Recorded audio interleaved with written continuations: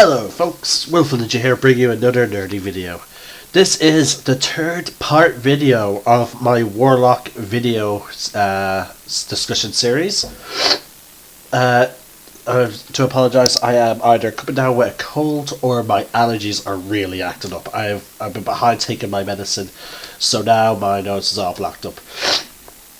I've taken my medicine, so here's hoping that it will clear up eventually. Sometimes it helps sometimes it clears up within a few minutes. Sometimes it takes much longer depending on how far behind I am on taking my medicine. Or how blocked up I am. Anyway. So folks, we talked about, in the first part of the video, we talked about the Warlocks in general. About what makes them tick and my own thoughts on them. With my own special rulings. Then in part 2 we expanded on that because I forgot about Xanatar's Guide, and last but not least then we also talked about the different patrons and then my own thoughts and feelings about each patron. Now today we're finally getting down to the one bit that I have not yet talked about, and that is the Eldritch Invocations. Now this is what makes up the big part of Warlocks, folks. This is where they get some of their most powerful abilities. Now, some of them are level locked. We're going to go through the player's handbook ones first, and then we're going to go through the Xanatar's Guide one, because Xanatar's Guide did include a whole bunch of new Eldritch Invocations, which some of them I actually do like. Now, Eldritch Invocations are gained at certain levels, and you can get a total of, I believe, of 8 of them. Let me see. Yes, you get a total of 8, and you start off with 2. Now, we've already talked about the pattern of when you gain a new Eldritch Invocation, and the like. So, and remember folks, when you go from level 19 to 20, or your max level, depends on if you multi-class, please. Hold on, folks. Sorry, folks. I have to do something really quickly. Sorry. It's just that with Luna Sports that you can do official challenges and duels that are not involved with the tournaments, and I did issue some challenges but they were face to face. So, but the thing is, in order for them to be recorded, I have to jump onto the official ludosport.net website. So then I have to then issue the challenge there. So you have to, but there's a time limit of when you can log them in. So right now I'm just logging in now. So while that's loading, I'll put that to the side there. Okay. Anyway, I'll put this there.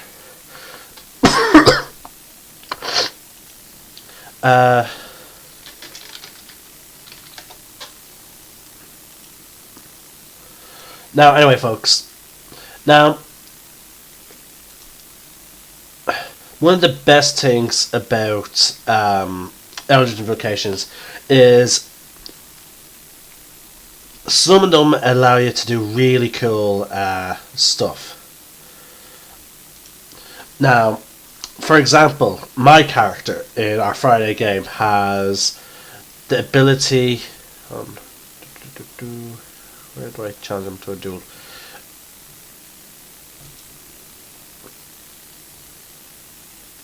God damn it! How do I do this? Sorry, folks. Again, I'm just trying to I'm trying to do too many things at once. Sadly.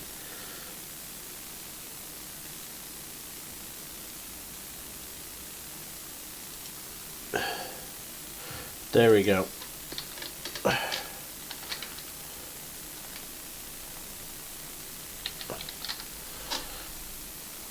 Damn, what was the guy's name again?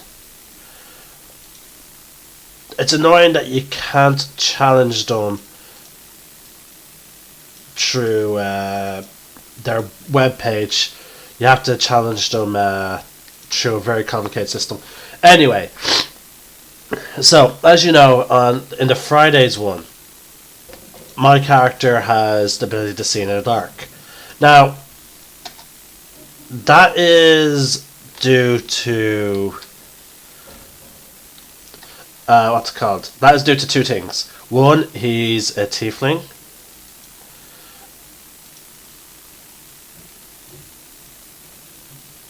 Okay. One, it's due to the fact that he's a tiefling, so he can naturally see in the dark, and a lot of other races can naturally see in the dark. Now, what I use is called Devil's Sight. It's an eldritch invocation that allows the character to actually see in magical darkness. And as you folks have been watching the Lunar Guard Adventures, you will know that that is one of his key tactics, and it's saved our group on more than one occasion. Now, I personally like the idea of some of the Eldritch invocations having a more of a physical effect in the form of, like, for example, Devil's Sight. I picture that as changing my character's eyes into a certain color. So, now, I don't know. So don't get me wrong. I don't know if all of them could be described as such, like as in like physical alteration to your character. It depends on the person.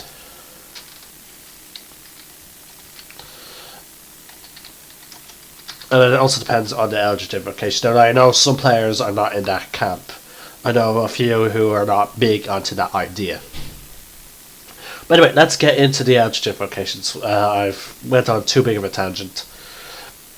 Now, Agonizing Blast. Now, some of them have requirements. This does have a prerequisite. You need to have the Eldritch Blast cantrip. Now, me personally, my rule as playing a warlock is, why wouldn't you take the Eldritch Blast? It's like an exclusive cantrip. But anyway, Agonizing Blast augments your Eldritch Blast. When you cast Eldritch Blast, you add your charisma modifier to the damage it deals on a hit. So that's actually a decent power boost right there alone. Like, Eldritch Blast as a cantrip would get stronger as you level up, especially when you reach level 5. It will get another damage die, I believe, or was it that you can do then 2 blasts? I can't remember. But the point is, it does get stronger as you level up. So this is another further upgrade to enhance it. Again, we're doing this in alphabetical order. The Armor of Shadows is another Eldritch invocation. This requires no. This has no requirements. You can be you can be level 2 and get it straight away. This is a fun one, especially for warlocks who are not interested in wearing armor. Now, again, as a Hexblade warlock, I could wear medium armor. So, like, I don't know why I wouldn't wear studded leather or whatever. So that would boost my AC, but not my stealth. Now, Armor of Shadows allows you to cast Mage Armor on yourself at will, without expending a spell slot or the material components. Now, I would describe this differently as the traditional Mage Armor. Now, for me, Mage Armor, the way I picture it is, your character gets sort of like, do you ever play Mass Effect? And you had like this sort of like holographic armor above you. I picture something like that. But with Armor of Shadows, I would picture it as a different thing. Like, it would be like it would look semi the same, except it would look like it's made of shadow, and that there's like sort of smoke billowing off the parts. Like, that's how I picture it. Next is Ascended Step. This requires you to be a level 9 warlock.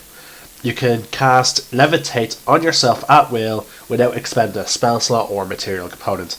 Now, a lot of the ones that give you a spell do say, a lot of the ones, like, there's several that will allow you to cast a spell without spending a spell slot or its material components. Another one is Beast Speech, which allows you to cast Speak with Animals at will without expending spell slot.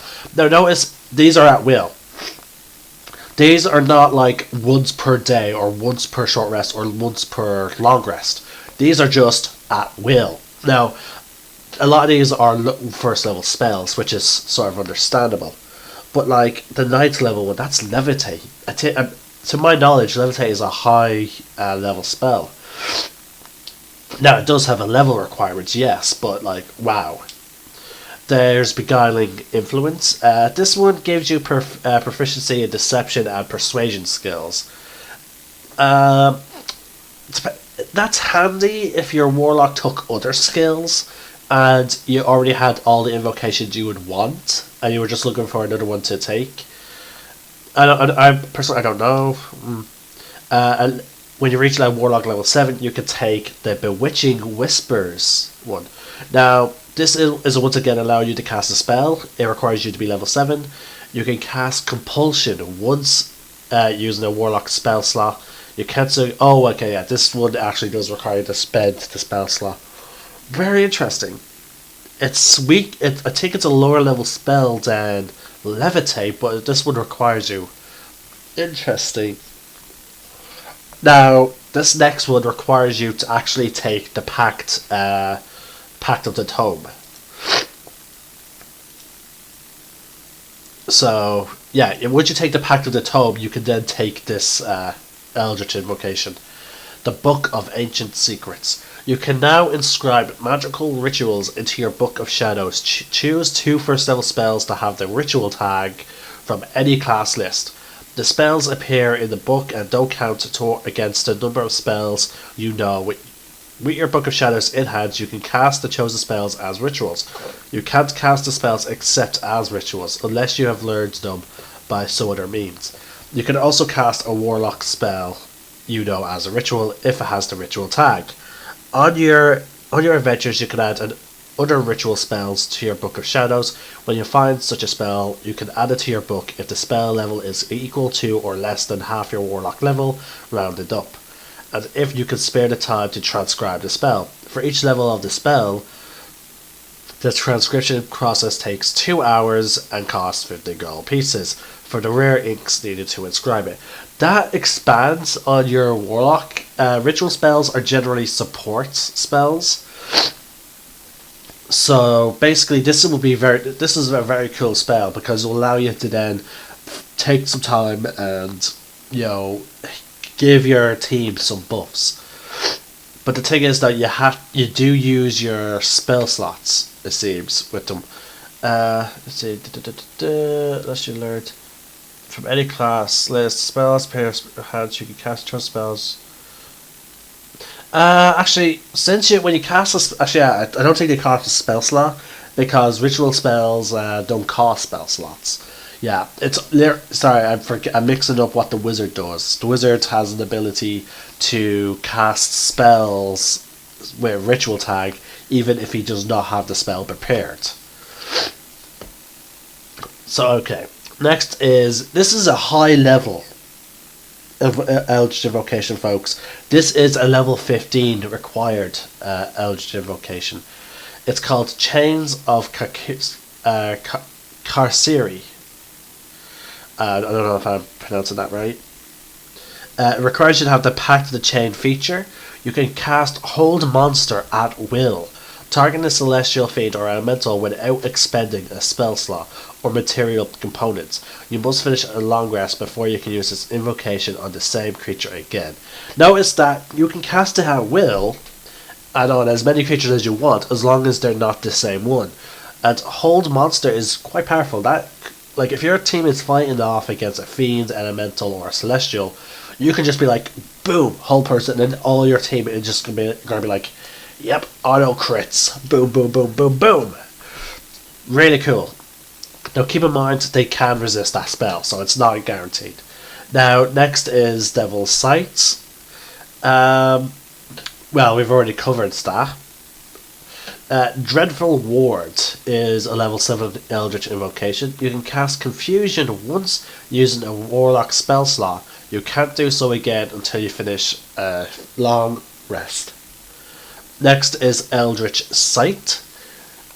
You can cast Detect Magic at will without expending a spell slot.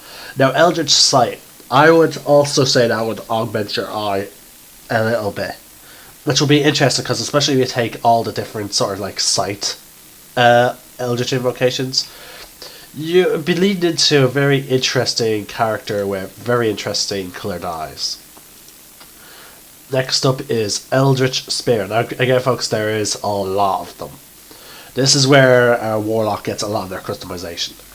Eldritch Spear. Once again, it requires you to have the Eldritch Blast cantrip. When you cast Eldritch Blast, its range is increased to 300 feet. So, boom! I believe it's about 120 at default. So like that's like a key blast from Dragon Ball, reaching up to 120 feet. This you're just like, yeah. I would also say this changes the description of your Eldritch Blast. I would picture it now more as you actually form like a spear, like a spear made of energy, and you throw it. Again, not everyone would be up for that. Eyes of the Runekeeper. This is an interesting invocation. It means you can now read anything. Regardless of what language a script is written in, your character can now read it. There's Fiendish Vigor. You can cast False Life on yourself at will as a first level spell without expending a spell slot or the material components. Gaze of Two Minds. You can use your action to touch a willing humanoid and perceive thoughts and senses until the end of your next turn. As long as the creature is on the same plane of existence as you, you can use your action on subsequent turns to maintain a connection, extending the duration until the end of your next turn. While perceiving through another creature's senses, you benefit from any special senses possessed by that creature, and you are blinded and deafened to your own surroundings. That is similar to what a familiar spell does. Allows you to see through your familiar's eyes and ears, but you get your own senses are gone, except for touch.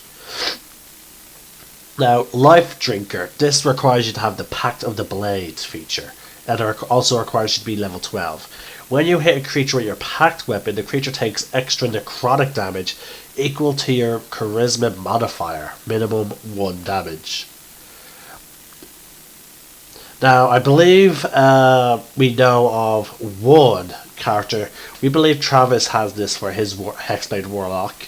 Next, Mask of Many Faces. I believe that he has this.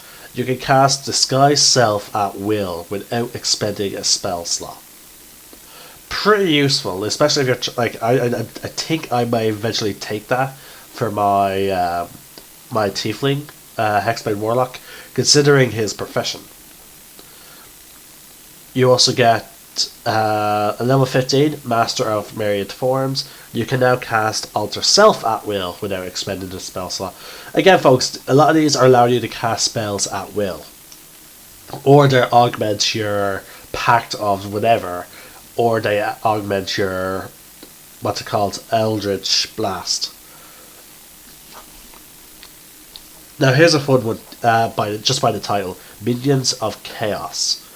It requires you to be level 9. You can cast Conjure Elemental once using a Warlock spell slot.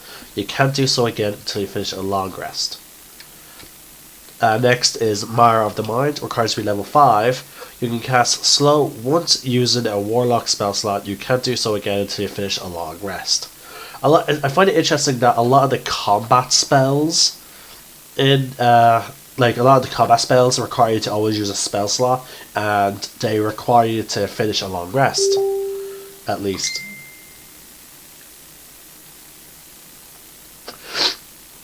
But hold on, folks. Sorry.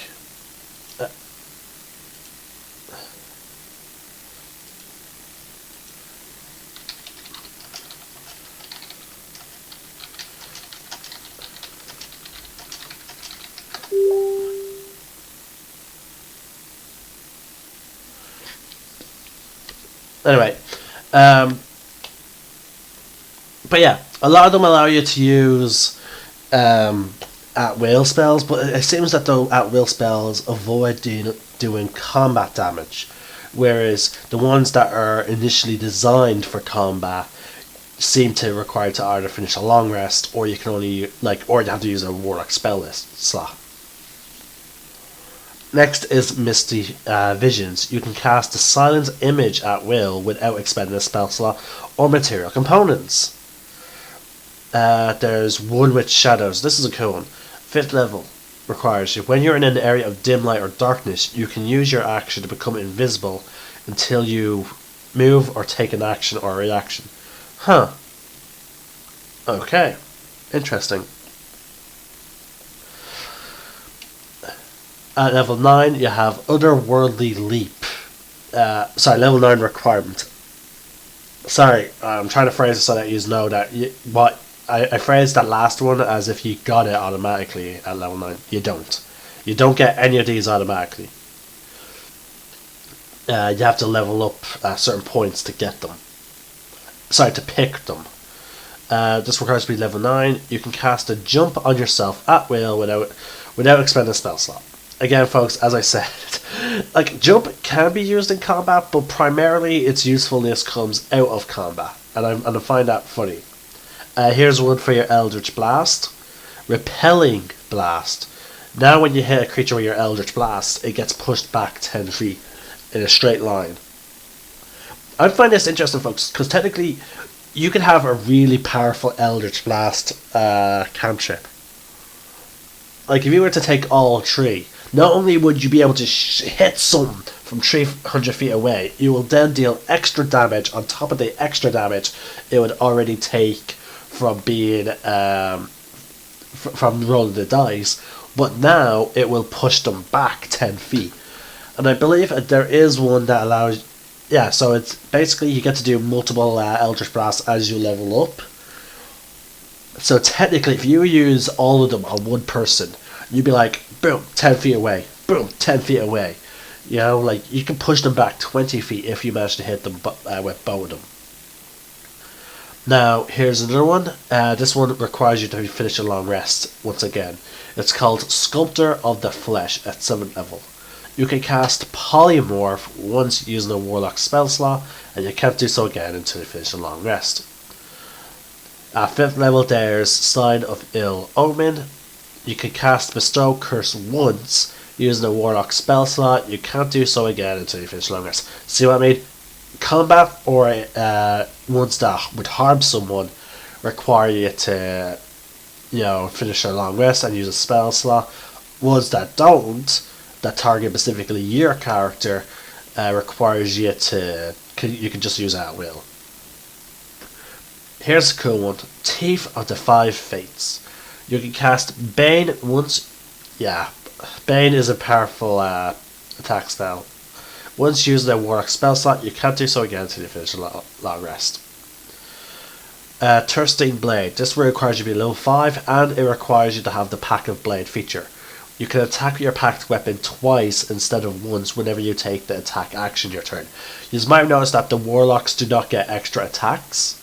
So this is to make your Pact of Blade Warlocks closer to being able to. There you go.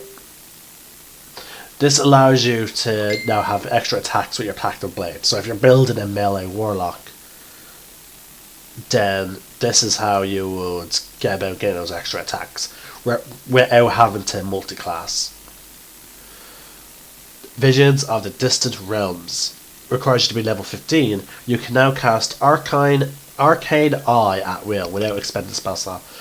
So you get to cast a powerful recon spell. We're at the end, folks. There's only 2 left, and then we're moving on to the ones from Xanathar's Guide. Whispers of the Grave. Oh no, 3 left. Voices of the Chainmaster. We almost missed it. It requires you to have a Pact of Chain feature. You can communicate telepathically with your familiar and perceive through your familiar senses as long as you are on the same plane of existence.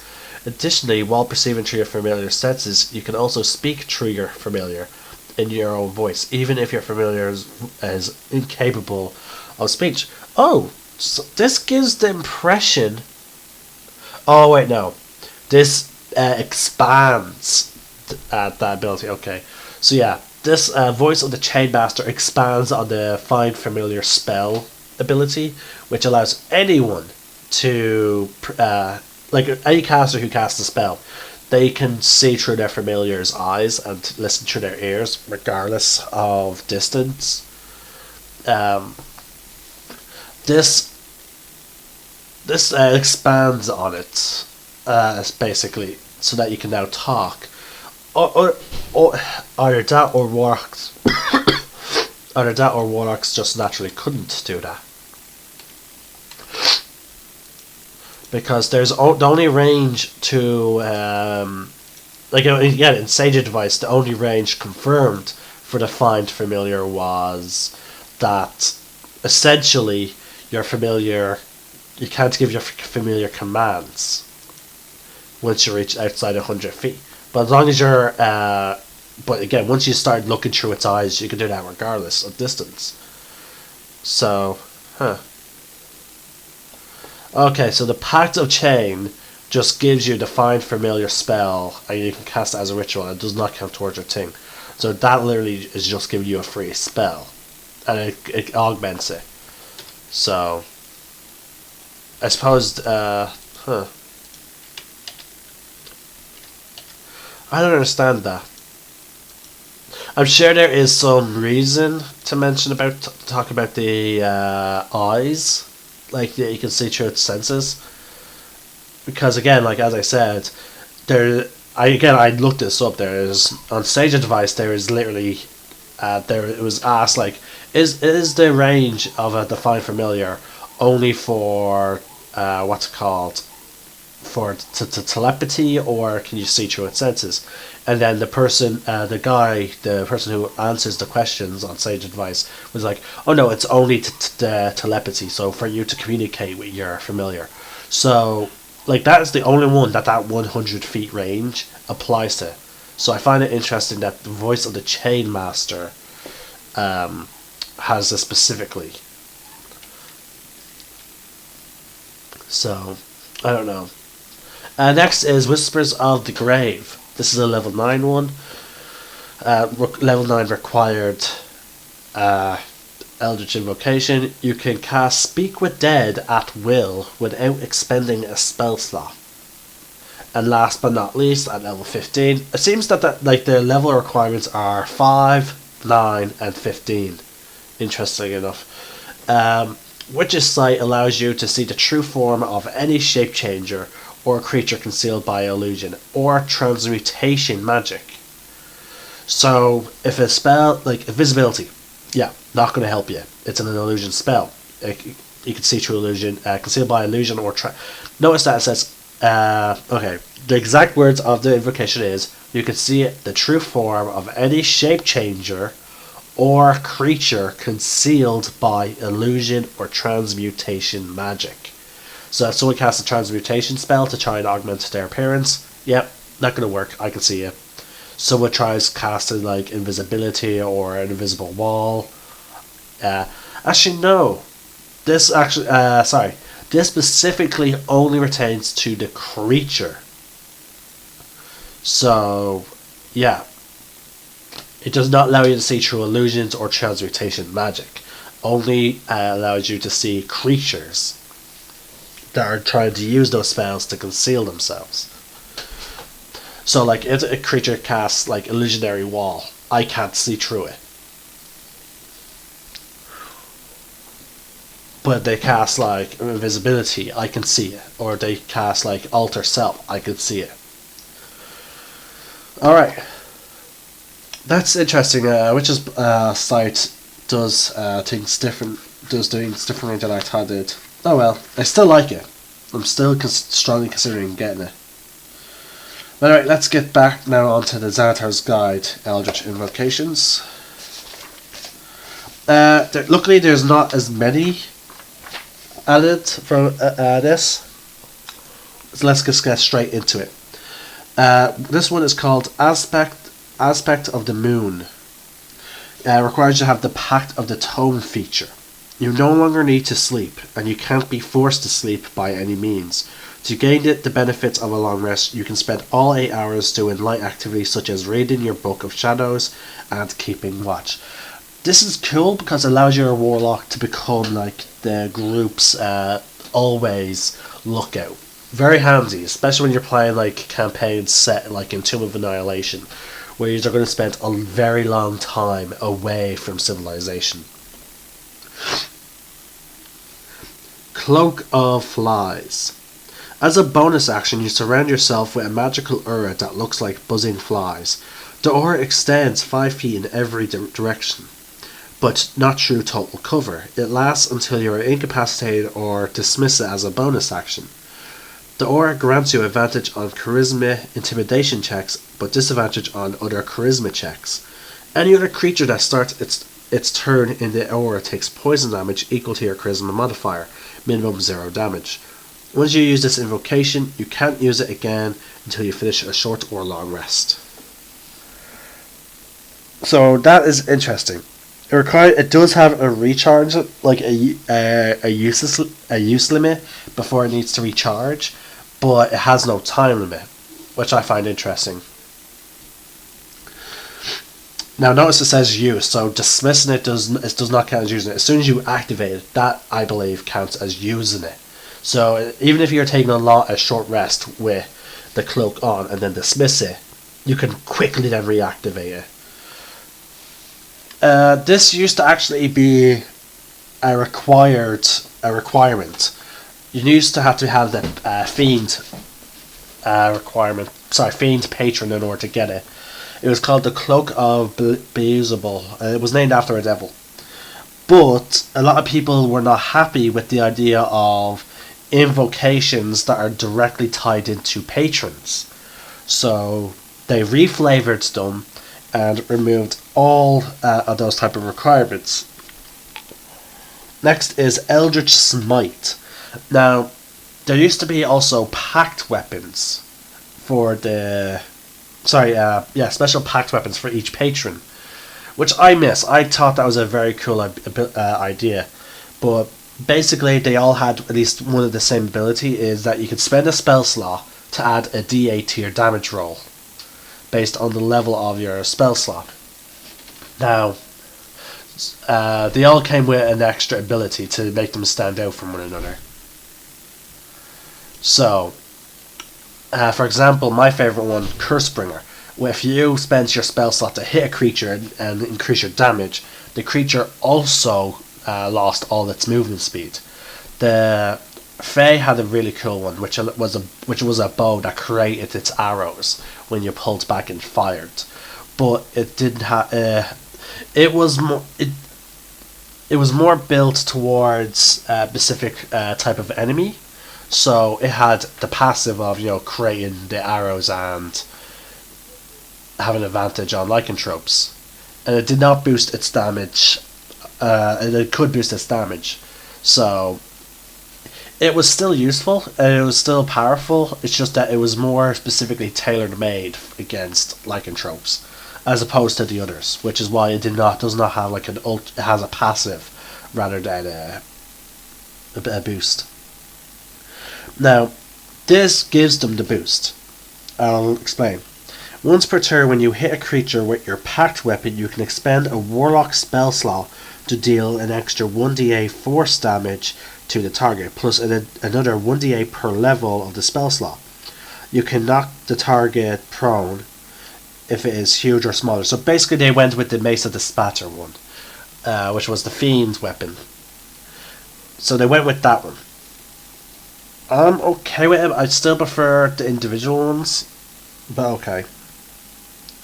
Ghostly Gaze. As an action, you gain the ability to see through solid objects at a range of 30 feet. Within the range, this requires to be level 7 by the way. You can see through solid objects at a range of 30 feet. Within the range, you have dark vision if you don't already have it. This special sight lasts for 1 minute or until your concentration ends, as if you are concentrating on a spell. During the time, you perceive objects as ghostly transparent images. Once you use this invocation, you can't use it again until you finish a short or long rest. So this one allows you to see through objects for 1 minute. and it gives you basically dark vision for 1 minute.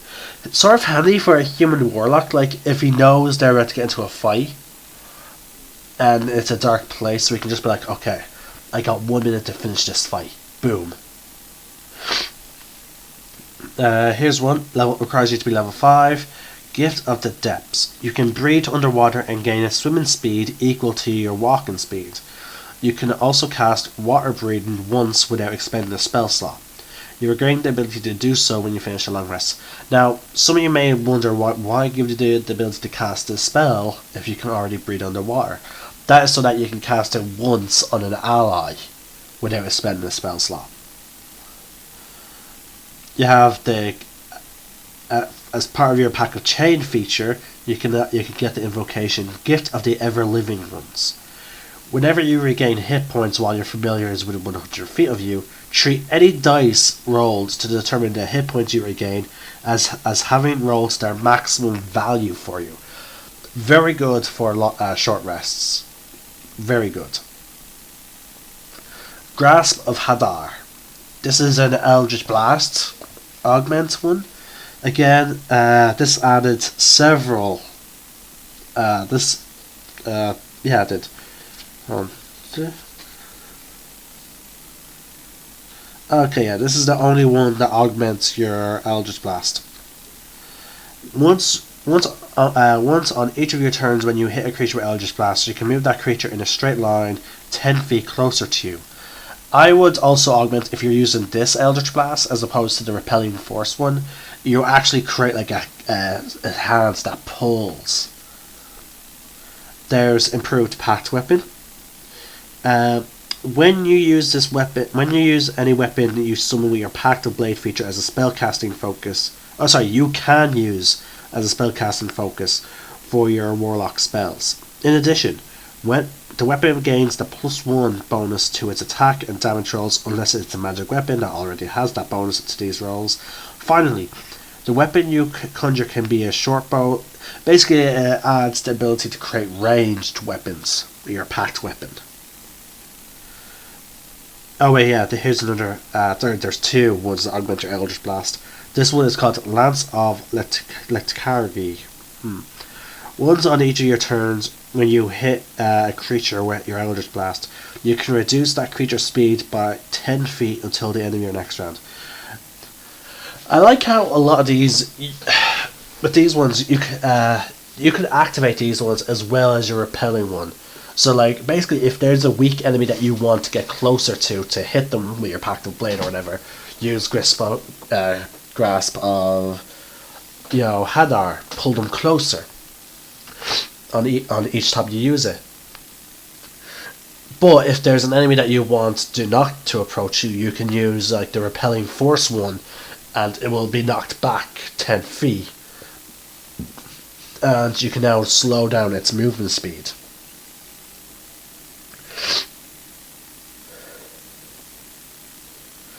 Now, Maddening Hex, this is an interesting one. The requirement for this is to be not only 5th level, but you must have a hex spell or a warlock feature that curses. Now, this can apply to the Hexblade curse that the Hexblade warrior gets. As a bonus action, you cause a psychic disturbance around the target cursed by your hex spell or by your warlock feature of yours, such as the Hexblade's curse or Sign of Ill Omen. When you do so, you deal psychic damage to the cursed target and each creature of your choice that you can see within 5 feet of it. The psychic damage equals your charisma modifier, minimum of 1 damage. To use this invocation, you must be able to see the cursed target and it must be within 30 feet of you. And here's another one, Relentless Hex. Your curse, this requires you to be level 7 and it has the same requirements to be able to curse an enemy. Your curse creates temporary bonds between you and your target. As a bonus action, you can magically teleport up to 30 feet to an unoccupied space you can see within 5 feet of the target cursed by your hex spell or by your curse, such as Ill Omen and Hexblade curse. To teleport in this way, you must be able to see the cursed target. That is really fun. It should be like you basically would have marked them for death, and you can just teleport towards them, 30 feet, 30 feet, 30 feet. So like just slowly gaining on them. And again, you still have your movement, so you'd be like teleport 30 feet, run. They're still away from you. Okay, next turn they dash 60 feet. You're just there. Teleport, boom, action, sprint. You know, like this allows you to pretty much catch anyone as long as you can still see them. Shroud of Shadow. This requires you to be level 15. You can now cast invisibility at will without expending a spell slot. Tomb of Levisis. This is an interesting one. When you take damage, you entomb yourself in ice, which melts away at the end of your next turn. You gain temporary hit points per warlock level, which take as much as of the triggering damage as possible. Immediately after you take the damage, you gain vulnerability to fire damage, your speed is reduced to 0, and you're incapacitated. These effects include any remaining temporary hit points at all ends when the ice melts. Once you use this invocation, you can't do so when you finish a short or long rest. Basically, this spell is basically you trying to shield yourself. You're basically make Mei from Overwatch, I think her name was, who has a similar ability. Here's the last one, and this will be the last thing in my Warlock videos, folks. And then we are returning to our normal plans. I'll talk about the Paladin and the other classes. Trickster's Escape. You can cast Freedom of Movement once on yourself without expending a spell slot. You regain the ability to do so when you finish a long rest.